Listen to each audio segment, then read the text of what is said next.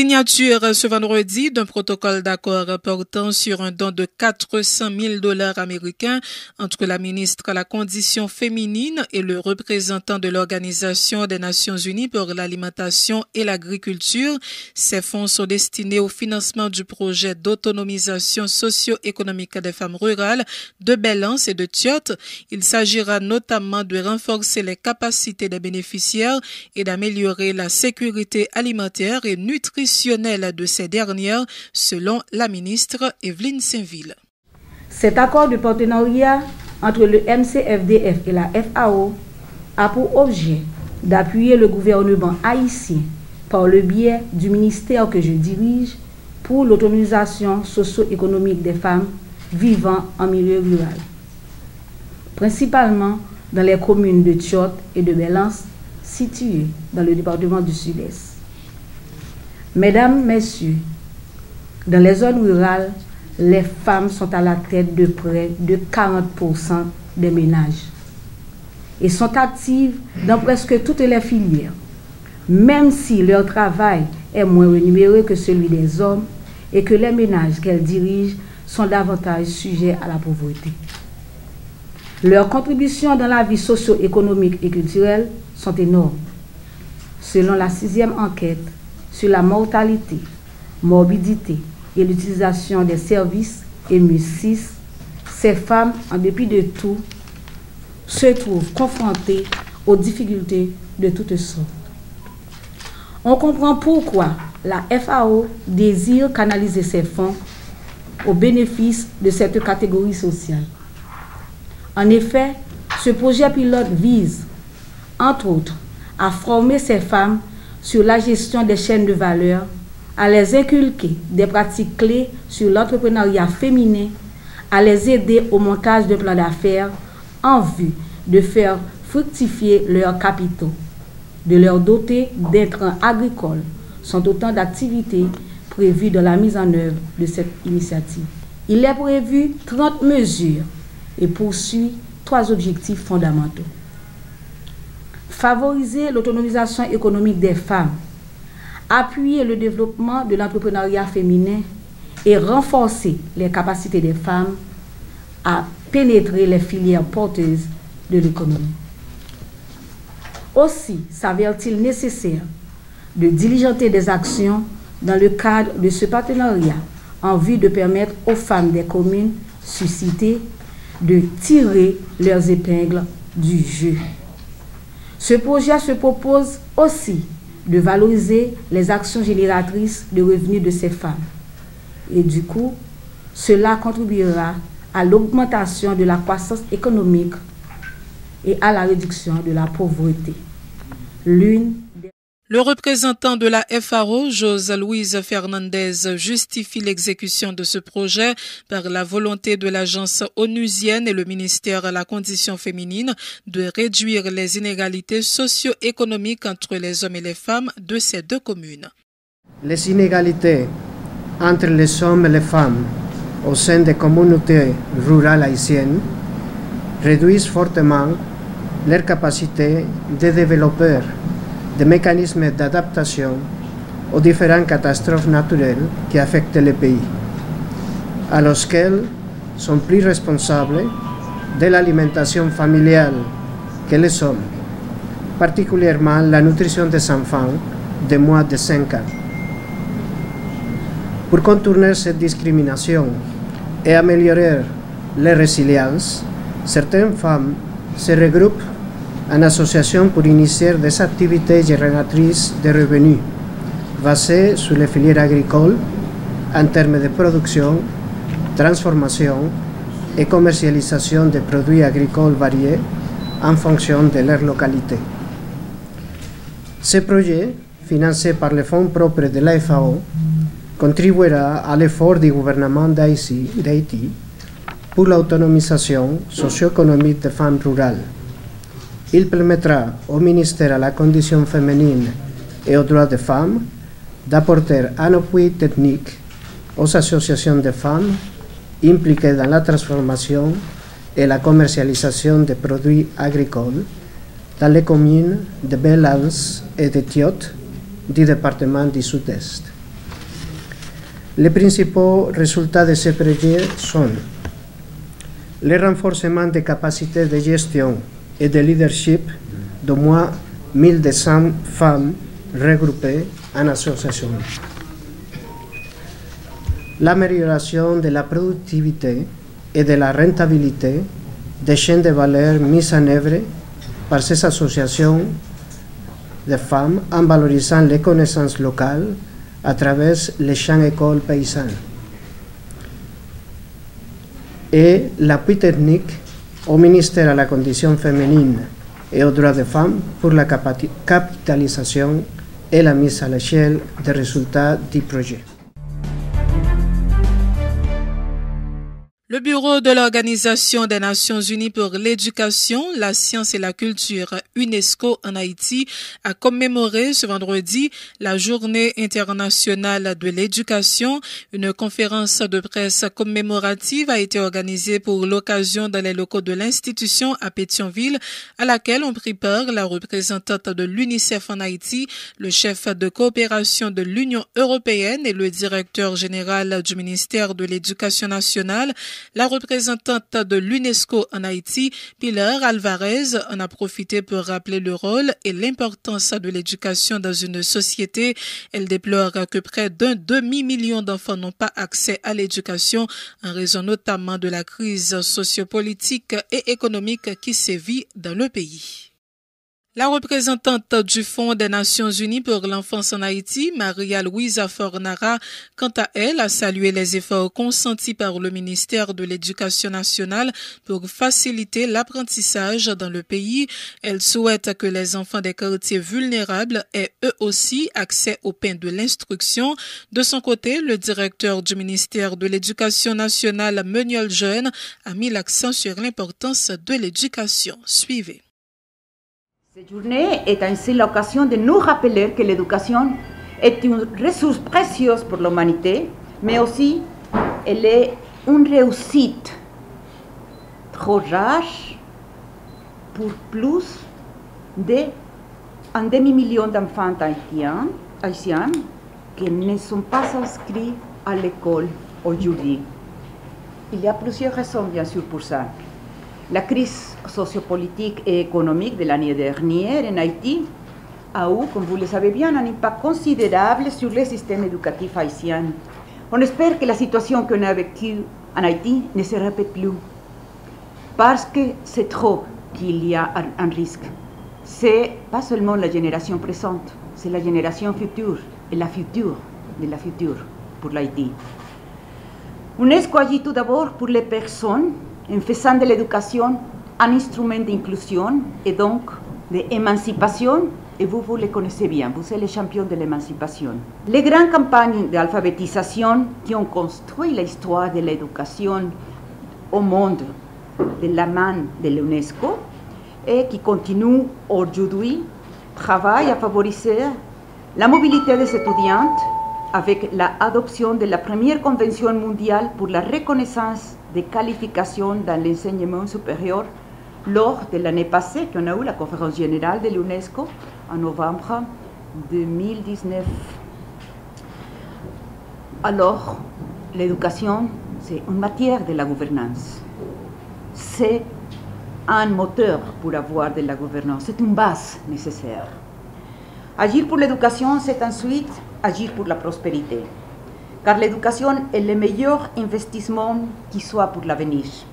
C'est elle qui permet, à moyen et long terme, de réduire le plus la pauvreté et les inégalités, de favoriser l'inclusion sociale. C'est pourquoi l'UNESCO promet en particulier l'éducation des filles et des femmes à travers l'initiative Son éducation, notre avenir. À l'occasion de la célébration ce vendredi de la Journée internationale de l'éducation, le coordonnateur général de l'UNO déplore l'état de l'éducation dans le pays. Josué Mérilien critique sévèrement le fait que l'éducation nationale soit privatisée à plus de 90%. C'est une journée justement pour attirer attention tout le monde, et en particulier les responsables d'État, sous l'éducation, décider pour que l'éducation soit publique et que tout le monde a accès à lui-même. Ce n'est pas une petit clic, mais c'est tout le monde. Mais, normalement, où, à travers le monde, il y a fêté, il y a célébré Journée mondiale de l'éducation, dans qui état l'éducation est en Haïti? L'école, qui est à Oye. Journée mondiale en Haïti, à travers le monde, il y a fêté, il y a célébré question Journée mondiale de l'éducation en Haïti. Donc, il y a l'école qui n'est pas formée, qui va éduquer à la citoyenneté. C'est l'école qui va former citoyens, gens qui ont droit contre devoir, gens qui engagés politiquement, gens qui est capable de dire lever voix, pour lever voix, pour empêcher que yo glisser nous, c'est-à-dire côté là. Donc l'école qui pas aider construire gens qui mettent intérêt particulier à la tête intérêt général en tête particulier. C'est l'école comme rôle, construire nous comme monde, mais aider nous à réfléchir, mais aider nous qui capacité pour mettre intérêt général là, intérêt collectif là, dans la tête intérêt particulier par nous, etc. Donc nous avons l'école tout qui privatisée à plus de 90%. Selon la dernière enquête UNICEF là, l'État gagne 9,combien% l'école. Donc, ça veut dire que plus de 90% de l'école, c'est privé. Donc, comme voilà, comme alors que l'éducation, comme bien commun, comme bien public, il n'est pas supposé, c'est comme pour gagner pour la donne, l'État doit assurer. Et peut-être ça, la fête journée mondiale de l'éducation, c'est on accepte de mettre sur des systèmes pour que l'État, pour qu'il soit en main, et assurer que gagner l'école pour tout le monde. Nous avons l'école tout, côté enseignant, qui c'est pour l'éducation, qui a un traitement terrible. Le directeur général du ministère de l'Éducation nationale, Meuniol Jeune, affirme que le MENFP a joué sa partition dans le cadre de la reprise des activités scolaires. Il fait cependant remarquer que l'aspect sécuritaire n'est pas du ressort du ministère mais de la police, du ministère de la Justice et de la Secrétairerie d'État à la sécurité publique. Les déclarations de Meuniol Jeune. Le ministère de l'Éducation nationale lui-même est là pour prendre toute disposition pour que l'école poursuive l'activité scolaire. Et ça, lui-même, il y a attribution ça. Quand il s'agit de sécuriser la sécurité avec les élèves et tout le monde qui est dans le pays là, et on l'autre instance qui passe. Nous voyons tout nos connaître. La sécurité est faite par la police nationale. C'est pas de sécurité. Et maintenant, nous-mêmes, comme responsables qui ne sont pas d'accord et qui ne sont pas souhaités aussi, si nous sommes même victimes, les parents victimes, nous-mêmes, nous sommes en communication avec la police nationale d'Haïti, avec le ministère de la Justice et de la Sécurité publique, avec le secrétaire d'État à la Sécurité publique, pour que normalement l'espace soit sécurisé. Et ça fait, nous avons constaté en pile côté dans le pays, particulièrement dans le presse, la sécurité établie. Cependant, ça va empêcher qu'il y ait des gens qui continuent à faire des actes malhonnêtes. Nous-mêmes, nous déplorer du monde qui a fait des actes malhonnêtes. On a demandé tout le monde qui a une responsabilité de endosser la police. Profiter du moment ça pour nous demander encore renfort avec la police nationale d'Haïti, avec le ministère de la Justice et de la Sécurité publique, avec le secrétaire d'État à la Sécurité publique, parce qu'en principe, c'est eux-mêmes qui gagnent le mandat à sécuriser. Aucun progrès n'a été enregistré en matière de respect des droits de l'homme en Haïti en 2019. Selon un rapport du collectif Défenseurs Plus, la situation s'était même aggravée sur pratiquement tous les plans. Selon plusieurs responsables de cette structure, soulignant que l'insécurité avait fait de nombreuses victimes dans le pays. Samandina Jean est la responsable de communication au sein du collectif Défenseurs Plus. Pendant l'année 2019, l'ensemble droit économique, social et culturel que l'État haïtien a supposé garantir à chaque citoyen, la situation est vraiment grave. Dans le droit, dans le rapport, nous avons gardé droit à l'éducation, droit à la santé et droit à l'alimentation. Nous avons passé tout sur l'accès à services publics que chaque citoyen doit joindre et environnement. Pour droit à l'éducation, la situation est grave parce que c'est une fois à côté. nous te raté rendez-vous vers cette classe là cause problème insécurité, problème tension qui te gagne, ju qui te 9 septembre en pile l'école pas tout rive l'ouvrir et ça que l'ouvrir t'es obligé pressé fermer parce que tension pas te permettre que ti moun yo à l'école. Ça fait que élèves yo année 2019 là subi un déficit et que malgré tout l'autre problème yo te gagne problème que éducation qui inégalitaire, ça vient renforcer, vient faire que même l'école Jean qu'on ouvert vient obligé fermer. Pour droit santé c'était gros maman Pemba côté l'hôpital yo pas rive répondre à exigence yo. Notamment pendant période tension nous avons remarqué un paquet de femmes qui t'a accouché dans la rue qui te mettait la vie en danger, la vie bébé en danger. Et période de tension te bay un paquet de monde qui blessé par balle et que l'hôpital yo pas rive répondre à exigence moun sa rive bay moun sa soin à temps. Seulement élément positif qui gagne dans l'année c'est pandémie qui c'est choléra qui t'est arrivé baisser selon ça ministère santé publique fait nous connaît année ça pour 800 cas suspects qui été révélés au négatif c'est seulement en mois février a été arrivé enregistré 3 morts ça veut dire pandémie qui depuis 10 a ravagé nous a baissé droit alimentation c'est gros causé parce que c'est droit chaque haïtien gagne puis manger équilibré mais malheureusement condition pays a pas permettre de faire ça et dans rapport FAO nous dans situation vraiment difficile Haïti gagne alerte rouge parce que nous avons 5 millions d'haïtiens qui dans grand goût et dernier selon Kesnel Farel sous chaque 4 haïtiens il y a un grain qui dans grand goût et situation ça la cause parce que production nationale a baissé parce que y a problème de tension l'argent goût de la paix du valeur l'argent américain a monté tout ça yo vient faire que chaque grand citoyen pas qu'à manger gens yo ta doit manger vin luxe accès à service public comme tout l'autre droit yo déjà pas respecté ça li même te mal parce que nous te font année presque une année de tension côté bureau yo pas de fonctionner moun yo pas de ka joindre activité pas de ka joindre service que yo doit joindre parce que DGI et toute l'autre institution qui là pour bailler moun yo service pas de fonctionner.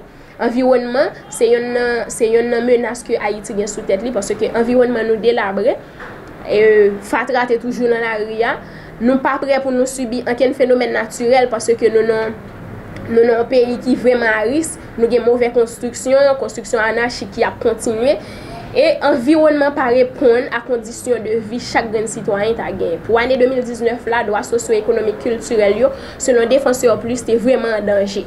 Nommé par arrêté présidentiel mercredi dernier, le directeur général de la Banque nationale de développement agricole, BNDA, Fode Joseph, a été investi dans ses fonctions ce vendredi lors d'une cérémonie au ministère de l'économie et des finances. La BNDA a pour mission de soutenir toute initiative visant à promouvoir une agriculture moderne, productive et compétitive, a dit le ministre Joseph Joute qui a présidé la cérémonie. Il affirme que la mise en place de cette banque témoigne de la volonté du président Jovenel Moïse d'apporter les réponses appropriées aux différents problèmes auxquels fait face le secteur agricole. La Banque nationale de développement agricole bénéficiera d'un investissement initial de l'ordre de 21 millions de dollars, dont 20 millions serviront à octroyer des prêts au secteur agricole, selon Joseph Joute.